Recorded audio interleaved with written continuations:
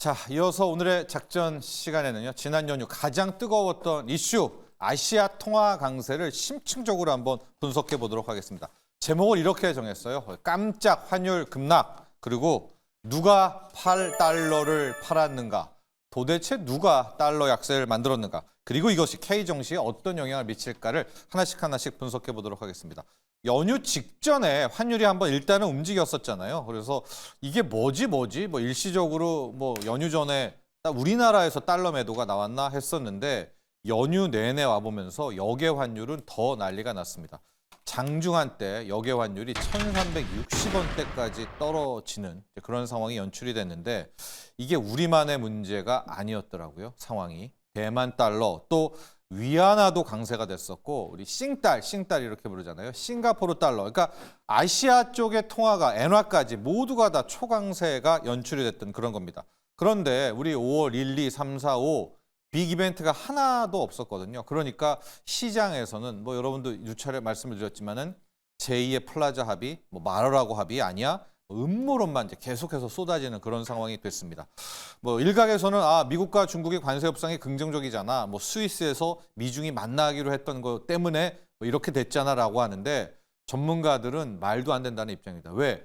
그 재료가 아직 뭐 맛배기도 안 나온 재료인데 이걸 가지고 거의 100년 만에 나올까 말까 하는 단기 아시아 통화 강세가 나왔다라는 것은 분명히 뭐가 더 있다라는 생각 때문에 오늘 하나씩 팩트 체크식으로 지난 연휴에 있었던 아시아 통화 강세 이슈를 파악해 보도록 하겠습니다. 저희가 끝까지 좀 함께 해주시면 좋고요.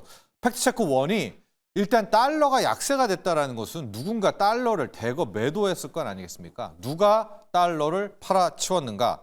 범인이 잡혔습니다. 주범은 바로 대만에 있는 생명보험사들, 또 대만의 뭐 국영이든 민영이든 이 금융사들이 주범이었습니다. 이들이 어떤 행동을 했나? 대거 대만 달러를 달러를 매도하고 대만 달러를 사들이는 일종의 이제 환해질을 건 거였었는데 대만 달러는 거의 100년 만에 초유의 사태가 나왔습니다. 2거래일 반, 이 3거래일 동안에 이 대만 달러 가치가 10% 넘게 급등을 한 초유의 사태가 발생을 한 거였었는데요.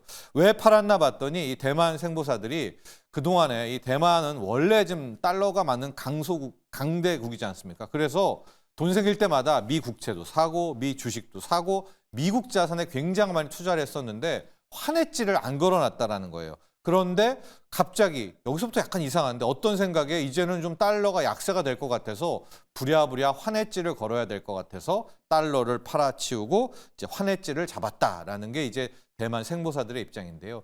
지금 화면은 뭐냐면은 대만 달러 인덱스 흐름입니다. 즉 달러가 약해질 때는 달러 환율이 떨어지죠. 저기 7월부터 작년 7월. 저기 대만 달러 환율이 떨어진다는 것은 우리 원달러 환율처럼 대만 달러가 강해진다는 겁니다.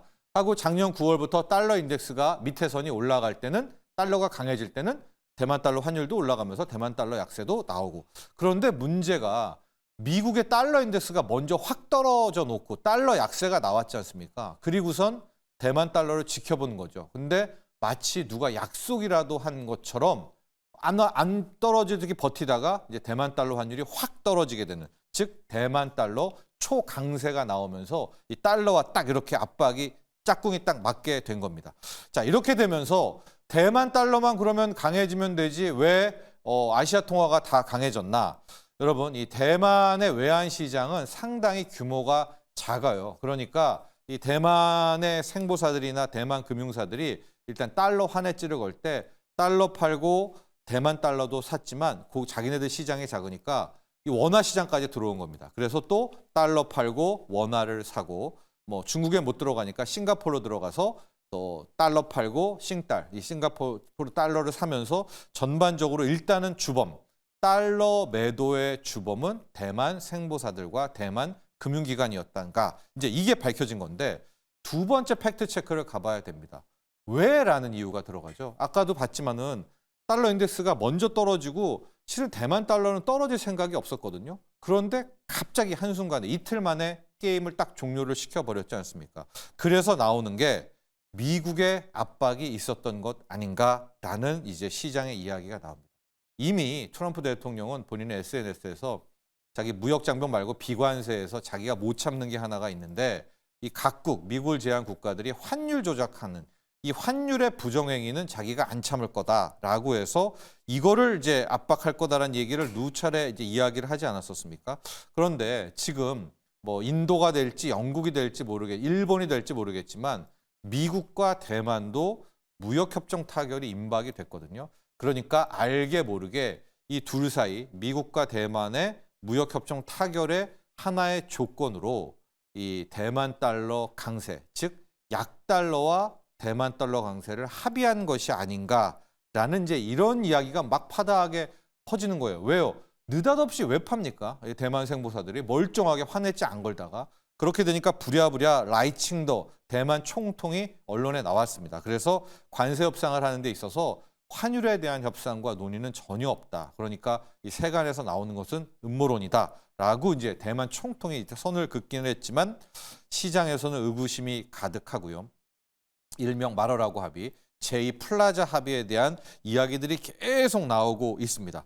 자, 이제 문제는 한미도 우리도 이제 관세 협상이 돌입했지 않습니까? 협의가 끝나고 나면 그러면 우리도 이거 비슷하게 되는 거 아닌가라고 하는데 뭐 실질적으로 1370원도 깨지는 뭐 이런 상황이 나오지 않았었습니까? 그래서 지금 보면 전문가들은 일단은 성공한 것 같다. 이게 음모론이든 아니든 트럼프는 주구장창 약달러를 주장해 왔고 이게 지금 먹혀들고 있다라고 이제 한 부분이 하나가 나왔고요. 마지막 세 번째 팩트 체크는 뭐냐? 중국의 대응입니다. 중국 위안화도 이번에 강세가 나왔었거든요. 보면은 동반 강세가 7.5위안까지 달러당 갔던 게 이번에 아시아 통화 같이 떨어지면서 7.1위안까지 갔습니다. 이거는 이제 뭐냐면 트럼프 이걸 음모론적으로 해석하면 이런 거죠. 중국은 계속해서 일부러 위안화를 평가절하, 약세를 하면서 트럼프의 관세 부분을 위안화 약세로 이제 커버치는 이런 행동을 하지 않았었습니까? 그런데 트럼프 대통령이 이제 시장의 해석입니다. 일격을 가했다라는 거예요. 자신의 말 잘 듣는 대만을 이용해서 대만 달러를 이용해가지고 중국 위안화를 강세로 만들어버리는 거죠. 즉 뭐냐면 너네가 아무리 약세를 하더라도 트럼프의 이제 경고가 뭐냐면 위안화 강세 내가 다른 형태로도 만들 수가 있어. 그러니까 이제는 멈추고 위안화 강세로 돌아서라. 그러면 환율 부분을 깎아줄게. 이런 트럼프의 선전포고가 아닌가라는 해석도 가능하고요. 앞으로의 이제 이게 맞냐 안 맞냐를 보면은 중국의 인민은행이 어떻게 대응하냐가 중요합니다. 중국은 일종의 고시 환율이잖아요. 시장 환율이기는 하지만 마지막에 자기네들 환율은 인민은행이 밴드에서 고시를 하거든요. 그래서 일단은 절하, 막 이걸 다시 7.3으로 절하시키지 않고 뭐 7.1, 7.2에서 어느 정도 지금 나오고 있는 위안화 강세를 용인한다면 아, 이거는 뭔가 있구나라고 이제 보면 될 것 같고요. 우리가 원하는 거는 중국 위안화가 6월경, 빠르면 여름 전에 앞에 7자를 없애고 6위안대로 떨어져 오는 겁니다. 이건 결국 뭐냐면 협상이 아주 잘 되고 있다라고 이제 보면 될 것 같습니다. 자, 이제 우리가 원화 강세 이제 한국 경제 영향을 이제 봐야 되는데 이 보기 전에 한번 위안화랑 우리 원화의 차트를 한번 보도록 하겠습니다. 이제 뭐냐면 우리 한국 원화인데요. 원화 이거 저번 달에 이제 작전했을 때 나왔던 부분인데 지금 보면 요 선이 굉장히 중요하거든요. 여기가 1389선인데 기준선으로 내려오는 여기 이 1370원 라인이 정말 중요합니다. 그래서 지금 다시 장중에 한번 깼다가 이거는 역외 환율은 반영이 되지 않는 차트여서 다시 올라가서 지금은 1380원대이긴 한데 요 1370원이 원화 환율이 깨졌다. 이것은 결국 이제 본격적으로 우리 환율도 강하게 돌아선다라는 이제 그런 의미라고 보시면 되겠고요. 우리보다도 더 중요한 게 이 중국의 위안화입니다. 이것도 저번에 위안화 분석할 때 거놨던 월봉 차트의 선입니다.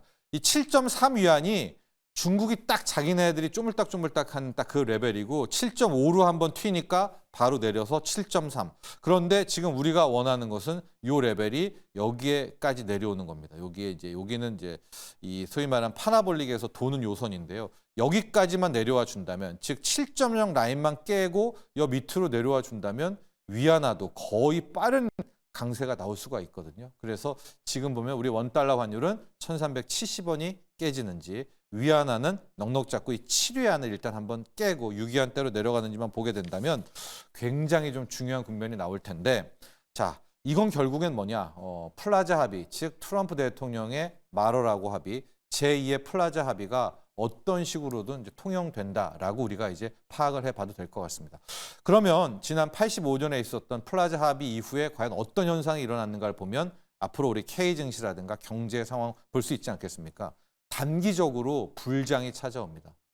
여러분들도 기억하시겠지만 일본이 85년에 플라자 합의 잡고 86, 87, 88 난리가 났잖아요. 증시 폭등, 집값 폭등. 아마 이렇게 된다면 정말 우리 8개월 연속 국장을 팔아치웠던 외국인도 이 5월을 변곡점으로 삼아 돌아올 수 있게 될 그럴 가능성이 높고요.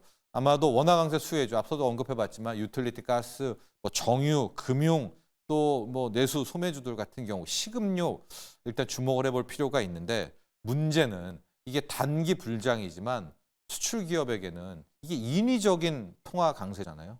이건 정말 치명타입니다. 그래서 중장기적으로는 한국 경제, 특히 한국의 성장 동력을 좀 훼손할 수 있는 그런 이슈다. 근데 이제 일단 단기적으로 먼저 접근해 봐야 되겠죠. 단기적으로는 아마도 이 지금 원화 강세가 그리 나쁘지는 않은 재료다. 이렇게 좀 정리를 해보고요. 앞으로 중국이 이 위안화 강세를 용인할지 부분들 또 외국인들이 5월에 돌아올지를 반드시 확인하시면 좋을 것 같습니다.